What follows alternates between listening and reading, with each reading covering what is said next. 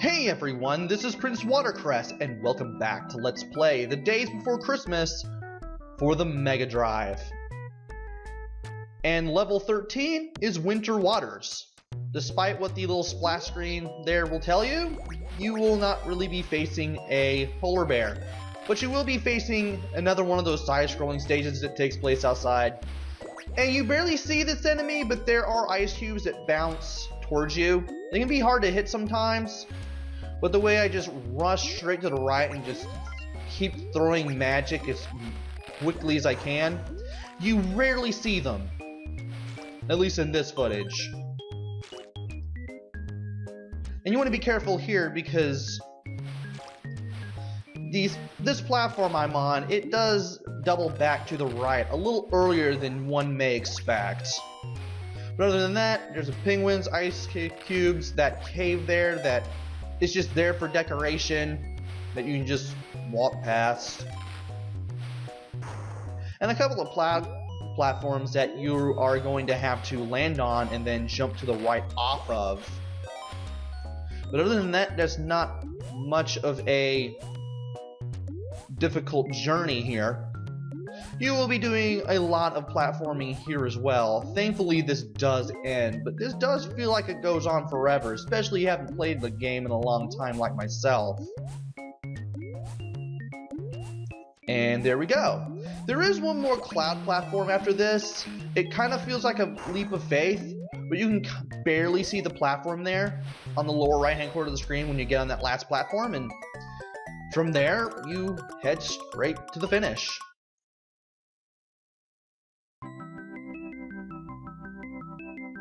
And now it's time for level 14. Steel elevators. There are not only elevators here, but also some rope ladders, as well as a new enemy here, that rat in all red who runs a little faster than the mouse enemies that we have seen earlier in the game. And I do take care of some enemies here, but I want to open this red gift box here, and I'm going to have to wait until the 20 seconds run out. The 20 seconds just feel kind of slow to me on the invincibility. Thankfully you can make it even longer to 30 seconds, or you can drop it down to 10 in the options. I recommend dropping it down to 10, so in case you don't want the invincibility, you can wait for it to wear off and it'll only take half the time compared to the default, which is 20. So my annoyance with the invincibility timer, because I left it at default, that's on me. I should have left it at 10. No, I should have left it at 20. Should have not left it at 20, but put it at 10, is what I meant to say. And I'm taking some really dumb damage. Now to the left here are some rope ladders. You want to be holding up when you approach them. If Santa grabs on, you did it right. This definitely takes some practice, and it kind of caught me off guard, kind of like how it did in the Super Nintendo version when I played it. Also, there are elevators. We cross one to get to those ladders in the first place. Just walk into the elevator and press up or down, and you'll go up or down accordingly. If you can't go in that direction, the game simply does nothing. You'll just be standing there like a moron. Now here you can just stand in the middle of the elevator that is going to be to our right here. There it is. Press up, and we will go up. Be careful not to get hit by that enemy. It is possible.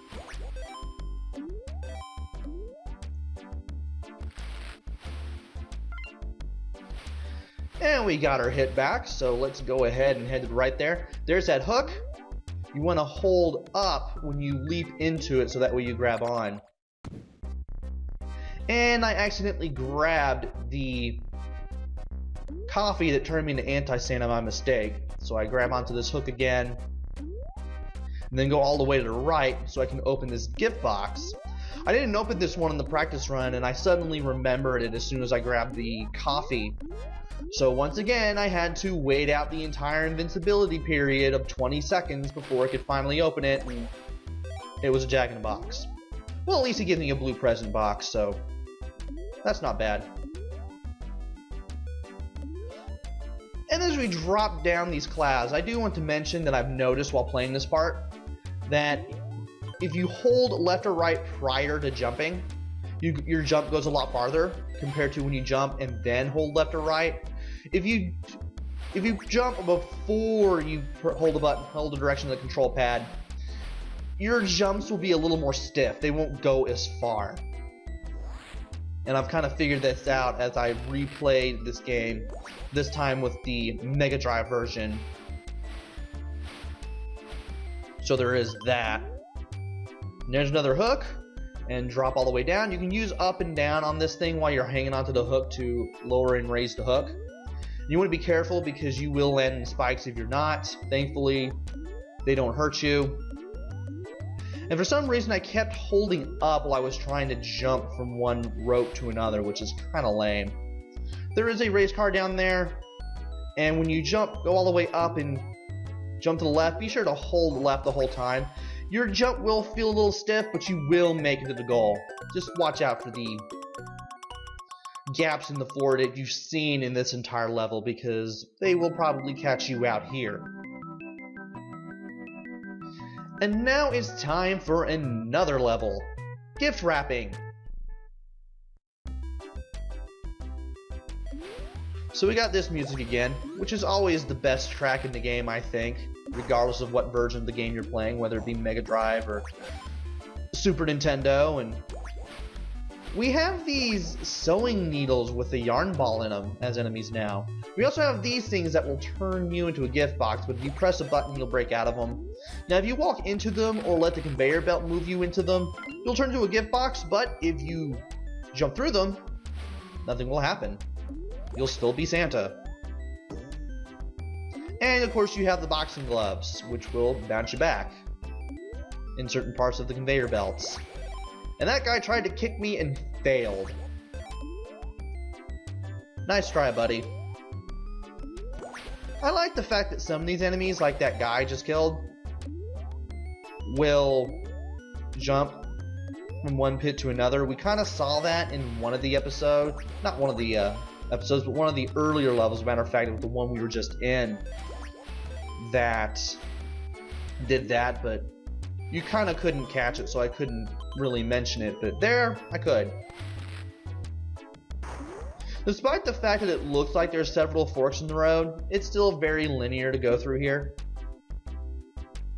And even if you get turned into a gift box, it's not that hard to break out of it. And it's a good thing I looked down, because I forgot where that conveyor belt there was.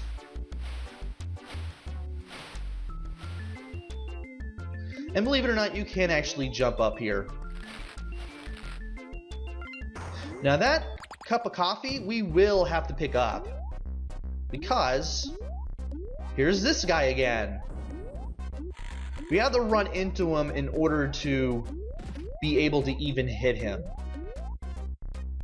And I find it weird that he tries to attack you with bricks, because you're anti-Santa the entire time. Or rather, you're most likely going to be anti-Santa when you run into him and attack him, because, well, he only attacks you when you attack him. So what was the point of the brick spitting then? I don't know. I guess he was trying to attack you in vain, doing only what he knows how to do. Just block your path and be a jerk. And when you reach this conveyor belt, you've reached the end.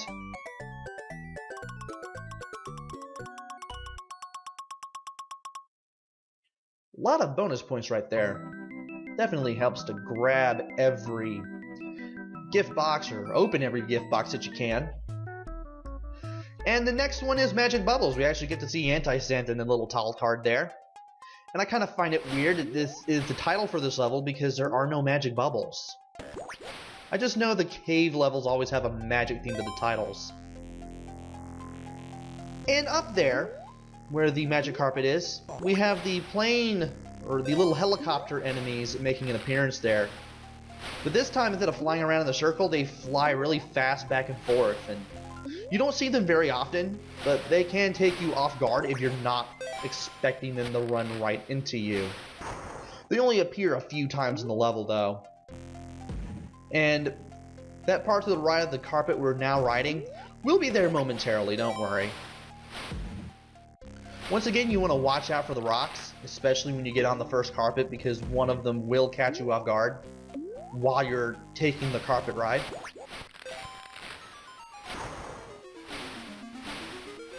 And from here, we will have the carpets actually taking us places. This one takes us straight up and to the right, this one will take us straight down. The one we run into a little later. Go ahead and go to the left here and grab an extra life and a continue point, which are definitely useful, so it's not like we come through here empty-handed. And I took a really dumb hit there, but thankfully we managed to get a hit back. Be sure to watch out for the lightly colored stalagmites, because they make an appearance here as well. And they will knock you back if you run into them.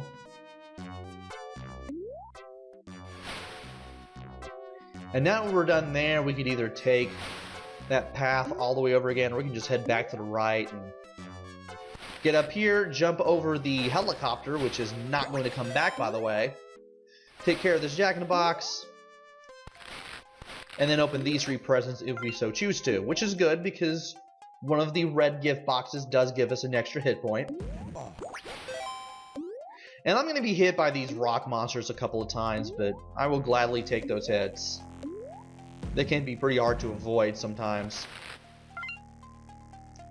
And another hit to replace the one we just lost. And let's take this carpet to the right. And we are already at the end. We just need to take care of a few more things. Watch out for that bomb. Of course, it's going to be there at the end. And you are done with magic bubbles.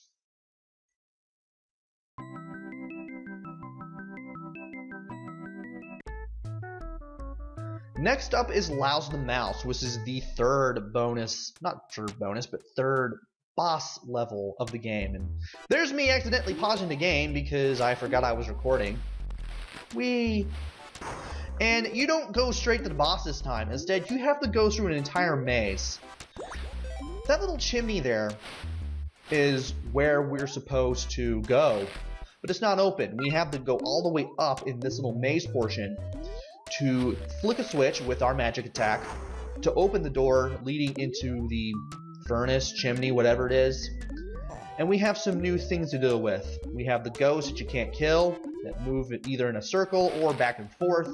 We have the coat hangers with the boxing gloves that will punch us backwards and send us back a little bit if we're not careful, if we get too close to them. And I tried to duck under that guy, and well, hitboxes worked against me there, sadly. And you also have the barrels, which you can use to jump over some of the coat hangers. And that was a terrible hit that I took right there. I can't believe I even took it in the first place. Sometimes you'll have platforms that allow you to jump over the coat hangers. Other times you will have to use a barrel. And to the right of the switch that I just toggled to open the chimney at the very bottom, there is a gold box with a continue bell, which I do want to ring in case I die, because, well, it's pretty easy to get hit by the ghosts. Just accidentally run into them. Either just from not knowing they're there or not having the patience. And if you stand on the barrels while you're near the coat hangers, they still can't hurt you. You literally have to be on the floor and just standing there for them to hit you. And now that the chimney is open, not only can we climb up it, but our health is refilled. So that's nice. Time to grab a firepower up, avoid some more ghosts. Forgot that guy was there. And you get to see the ice cubes that I was talking about at the beginning of the video a little while longer. Of course, this doesn't last long. You'll go into another chimney, and if you lost any health up at the roof, you'll get it back here too. And now you're gonna have to make your way down to the floor. And this will definitely take some time. You're still going to have to avoid some ghosts. You're still gonna have to watch out for those coat hangers. There's also the spider enemies that I failed to mention. And also, I failed to mention the cactus in the little pots there. The spiders just slowly move up and down. You can easily take care of them with your magic attack. But the cactus, or cacti, actually act as spikes. You touch them, you will get hurt.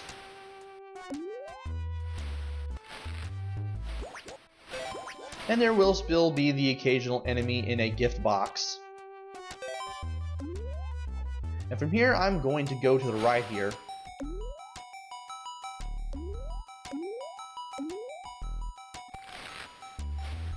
There's an elf. And I try to jump over this coat hanger. Still triggered the animation, sadly.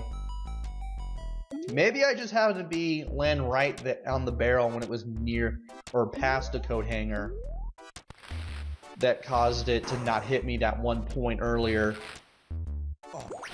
But that coat hanger actually sent me right into a potted cactus there, and that was terrible. And this guy caught me. No, not this guy.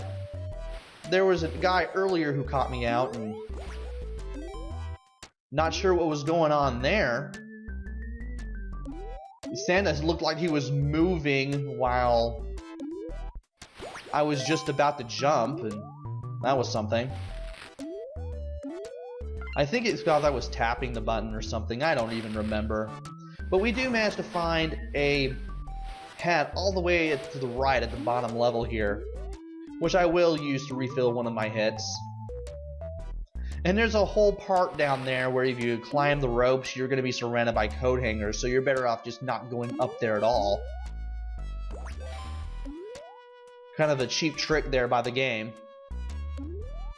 And I almost forgot that the ghost here moves in that direction. And up here is an extra life. I'm going to go ahead and grab it, even though I'm not sure if the game counts past 9 when it comes to extra lives. I will grab this extra hit, though. It'll definitely be good to have 5 hits for the boss here. I almost forgot how to fight him, and then I relearned how to do it by accident. So there's nothing past the spider. I do check just to be safe. Let's use our attack to hit the switch and go down this little opening in the floor here. Now what you want to do is go all the way to the right, and when you're on the same platform of the mouse, he will go after you. Immediately get on the conveyor belt and then get back on the platforms and hit the switch when the 10-ton weight is directly above Laus the Mouse. When he gets swatched, that's when you hit him with your magic attack. You can't just use a 10-ton weight. That doesn't alone work on its own. You have to use the weight and then attack him with your regular magic. And from there you have to follow him all the way to the platform. And you have to do this 4 times before he finally dies. If you run into the 10-ton weight, it will hurt you. Regardless of whether it's on the ceiling or whether it actually drops on you, which I'm not sure is even possible, but given how this game is, I'm pretty sure that's possible anyway. After managing to land 4 successful hits on Laus the Mouse, we can finish the stage and get credit only for the gift boxes that he dropped. We picked up more gift boxes than just the 6 blue ones. I don't know why the game did that, but anyway, it's time to fly over Japan, and if you remember the Super Nintendo version, Rocket Dog! Yes, Rocket Dog is back, and while I was playing this, I actually noticed that the little rockets on Rocket Dog have little happy faces on them. I'm not sure what that's about, but okay. But other than Rocket Dog, which you do have to avoid, as cute as he is, you have to also avoid kites. These little square kites. Other than that, that's it. I took a dumb hit at the beginning because I forgot that I wasn't going to be able to dodge a kite and Rocket Dog there at the same time, but other than that, as long as you don't stay too high on the screen, you won't get hit or risk getting hit by a lot of stuff. And I nearly got hit again there. And the chimneys are really easy to hit in this bonus stage. I only missed the last one because I thought I was going to be in position in time when I moved all the way to the left, and that wasn't it. But anyway, KW3TKH4, that is your password to get through the first 3 quarters of the game. Join me next time where I take on the last 6 levels. Until then, this is PrinceWatercress. Take care, stay safe, and thanks for watching!